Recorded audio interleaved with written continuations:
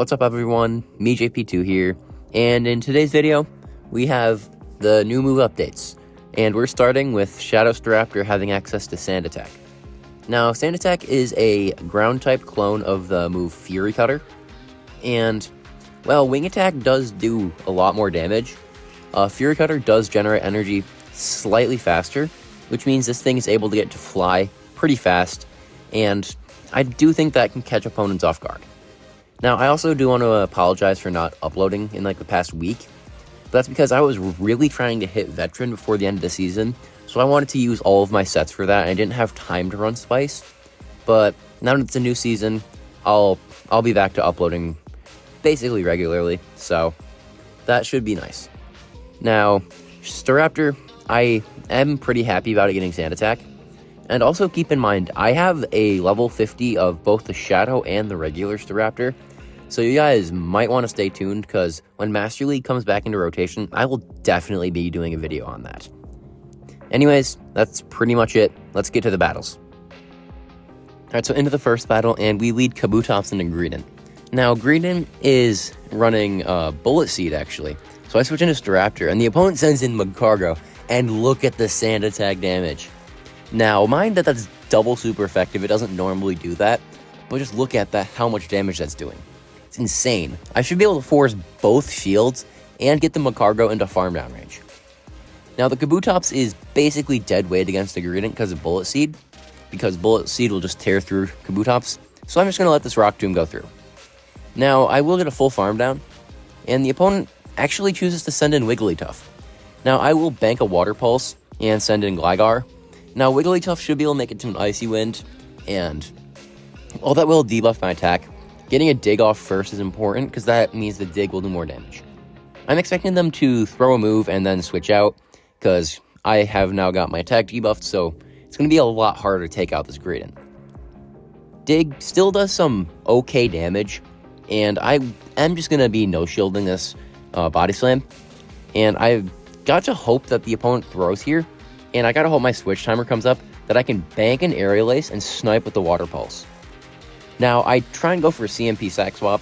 It looks like they weren't even out of move, but Water Pulse, because it was buffed, actually does take them out. And now I get farmed down by the Wigglytuff, but Gligar can make it to the Dig, and this Dig will be more than enough to take out the Wigglytuff. And we are able to take that game, but it's pretty close. In the next battle, we lead Kabutops into Venusaur. This is not good. I send in Staraptor, and the opponent stays in for a bit, and then they send in Walrein. Now, if I bait with a Fly and get a shield, I should be able to make it to a close combat before getting farmed down. So I actually do get the shield, and now I go for a close combat, and that looked like a CMP tie.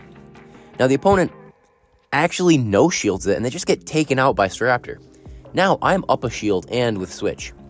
They send in Talonflame, and this game's just over. I'm going for an Ancient Power. I really don't care that I threw an alignment, and the opponent does just end up letting it go. They send back in the Venusaur, but I can stay in with Kabutops. I would make it to an Ancient Power, so they do throw. They go for the Frenzy Plant. It takes out, probably 2 or 3 Kabutops, but now it's sending Gligar, and there's nothing the Venusaur can do. I let the first Frenzy Plant go through because I was trying to 2-shield flex, but the opponent is going to shield this, and they should be able to actually make it to another Frenzy Plant, which does mean I don't get the 2-shield flex, but I still get the win, and that's what matters. If I can't flex with 2 shields, I will just go for the Dig, just for a bit of added disrespect. Dig will take him out, and we are able to take that game. We see Alomomola on the lead in the next battle, and these battles are at pretty low elo, because this is the start of the season, but I am going to be going for an Ancient Power. Ancient Power won't be doing too much, and no boost, unfortunately. But another one should be getting them into the yellow, so if they shield, I wouldn't say it was a bad idea on their end. Now, they are going to be going for a move here. I do decide to shield, because I want to be able to get this Ancient Power off, and they actually go for a Hydro Pump. Now, I will throw one Mud Shot, make sure I throw in good timing, and throw the Ancient Power. I actually get another shield, and that works out just fine. I can send in Staraptor, and these Sand Attacks will be enough to get them into a range where a Fly will take them out. They probably already were into a range, but it just makes sure. The Fly gets the knockout, and with a shield, Staraptor is just ready to do a lot of damage. Now, I will be going for the fly here. I'm honestly not sure which one's more energy efficient, close combat or fly.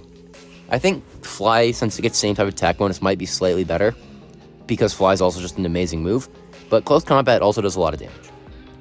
I sent in Gligar, fully farmed down the Whiscash, and in the back, I didn't even see what that was.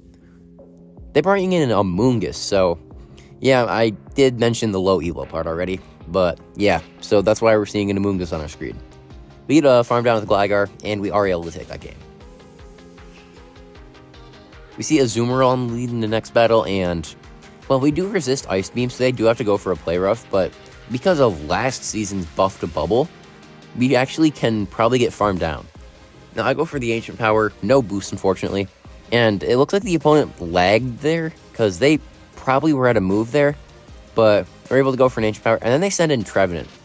Now, I should have brought in Staraptor, but I'm running Sand Attack, I'm not running Wing Attack, so that did make me nervous that they could actually try and flip switch, so I just sent in Gligar. Now, on the bright side, I will get both their shields or switch advantage here, so either one works. Now, they're going to be shielding the first one, so I guess they're going to shield the second one. And while they do get switch, their energy is kind of walled by Staraptor.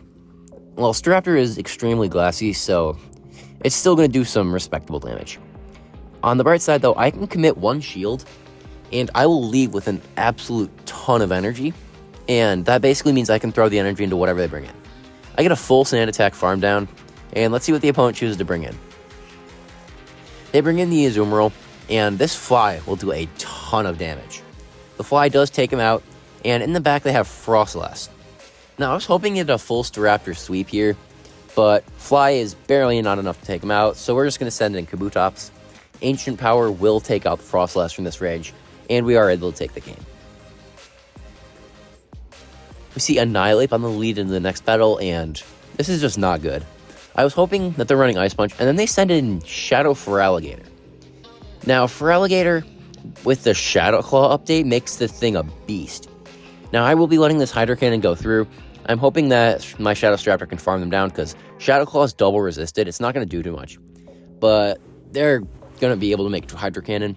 And now that I'm down a shield, while I am up energy, I can probably get the shield back, but an even shield is still not preferable.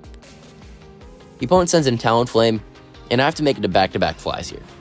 Now, the first fly I'm assuming is going to grab a shield, and now I can go for another one.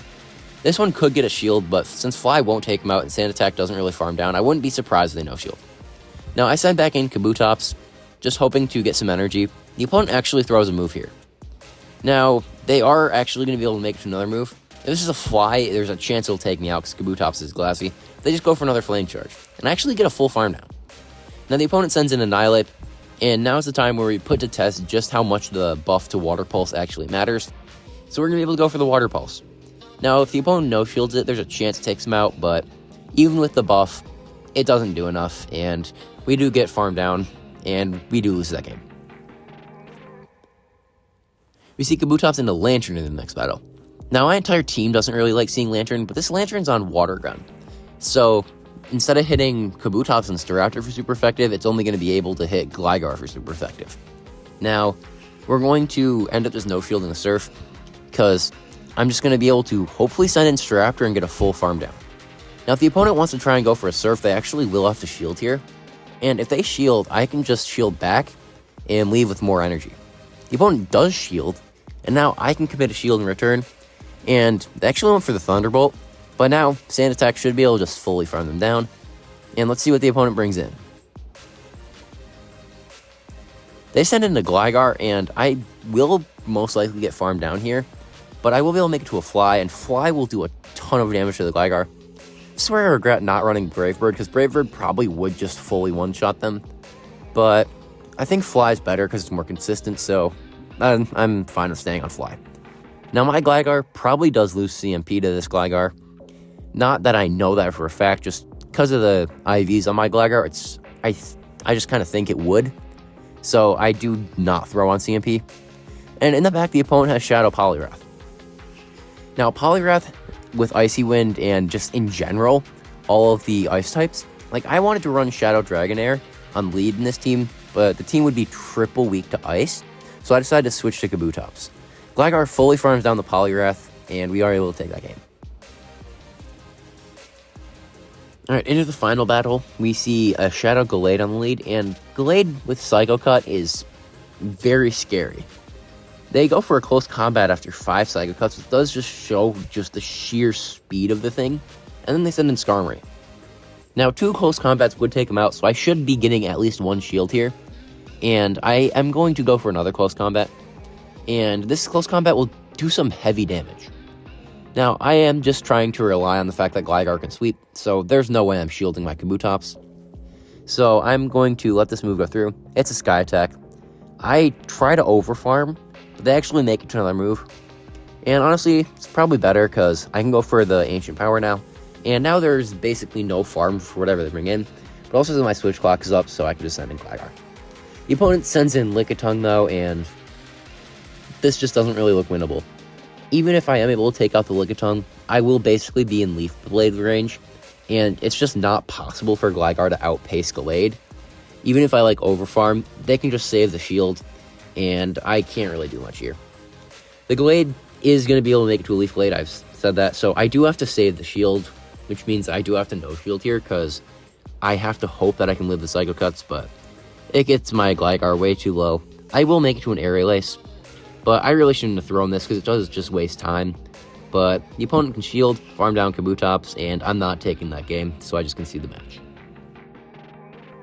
Now overall, Sand Attack and Wing Attack, I don't think Sand Attack is an improvement over Wing Attack.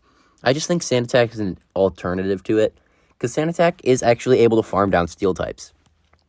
If your close combat doesn't one-shot a Bastiodon, and you have Wing Attack, you're still never farming that Bastiodon down. But if you have Sand Attack, you totally can. So it is something that I do think can catch Steel types off guard, which is something that I think would be pretty fun. Now, I was only able to get 7 good battles, so I do apologize for that. I was trying to run a different team with Staraptor earlier, but I realized that team was just all weak to Ice, so I decided that I couldn't run that, so I switched to Kabutops. Now, also, make sure to stay tuned, because I have the level 50 Staraptors, and I will be running Sand Attack on them the moment Master League comes back. So, you guys might want to subscribe, just make sure you're notified when you see that. Anyways, that's pretty much it. Thank you guys for watching, and I'll see you guys in the next video.